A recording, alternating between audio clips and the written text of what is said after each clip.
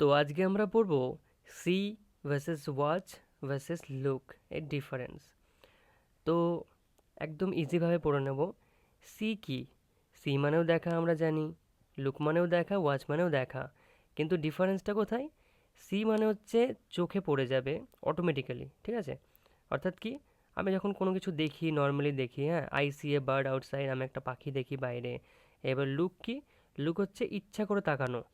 যখন কোনো কিছুর দিকে তাকাই, বলে না যে লুক অ্যাট মি, আমার দিকে তাকাও, তো ইচ্ছাকৃত কিছু হলে সেটা হচ্ছে look. Look at the board, বোর্ডের দিকে তাকাও। আর ওয়াচ কি? ওয়াচ হচ্ছে মন দিয়ে দেখা। যখন কোনো মুভি দেখি, যেটায় কোনো মুভমেন্ট থাকে, তো সেটা হচ্ছে ওয়াচ। হ্যাঁ, যেমন উই ওয়াচ মুভিজ, আমরা সিনেমা দেখি। He watches football, say football দেখে। তাহলে কি ইজি ট্রিক বললাম? সি হচ্ছে চোখে পড়া, আর লুক হচ্ছে তাকানো, আর ওয়াচ হচ্ছে মন দিয়ে দেখা।